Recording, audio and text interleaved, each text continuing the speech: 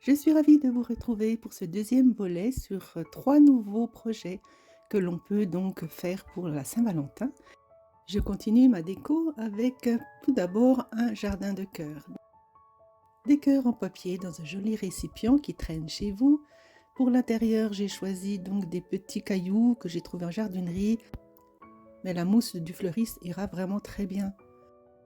On va avoir besoin de pics à brochettes, là j'en ai pris 6. Vous pouvez aussi les teinter avec une encre. Et puis quelques petits cotons démaquillage. Je ressors mes jolis poinçons en forme de cœur et j'ajoute quelques poinçons en forme de feuillage. Donc voici quelques jeux de feuillage dans les tons rouge et rose. Et puis donc j'ai décidé de faire 6 fleurs en forme de cœur, 2 petits modèles, 2 intermédiaires et 2 gros. À chaque fois j'en ai découpé 2 identiques pour l'arrière et pour l'avant. Et puis à l'intérieur, j'insère donc ce coton de démaquillage qui va donner un petit peu de volume et nos cœurs auront donc un aspect un peu ventru. Je fais bien adhérer la colle, surtout sur le dessus et les côtés. Je fais ça pour chacun des cœurs. Bien sûr, j'adapte la quantité de coton qu'il faut insérer suivant la taille des cœurs.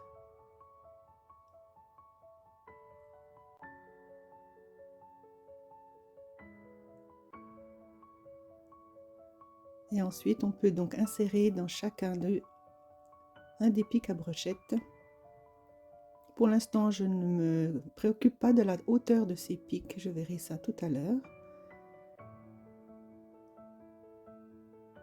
Alors, moi, j'ai choisi d'utiliser la colle blanche, mais je pense que la colle chaude sera beaucoup plus efficace. Pour les petits cœurs, il n'est pas nécessaire d'ajouter le coton, il n'y a pas besoin de volume. La baguette suffit à donner un petit peu de volume.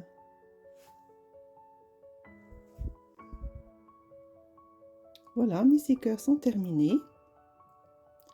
6 fleurs en forme de cœur, plus exactement. Je continue la déco, j'ajoute quelques détails. Regardez ce qui traîne dans vos tiroirs. C'est l'occasion de les utiliser. C'est le moment de constituer le bouquet. Je remplis donc le récipient avec mes petits cailloux. Et ensuite, je pique chaque cœur en prenant soin de faire des hauteurs différentes. Donc là, vous n'avez pas une super vue de ce qui se passe vu d'en haut, mais je vous montrerai mieux tout à l'heure. Un petit tour au jardin pour un peu de mousse, cacher tout ça et donner un peu de verdure. Je sais qu'elle se gardera assez longtemps. Et voilà ce que ça donne. Écoutez, j'aime beaucoup le résultat. J'ai un petit peu décoré le récipient. Et ma foi, ça fait son effet, je trouve.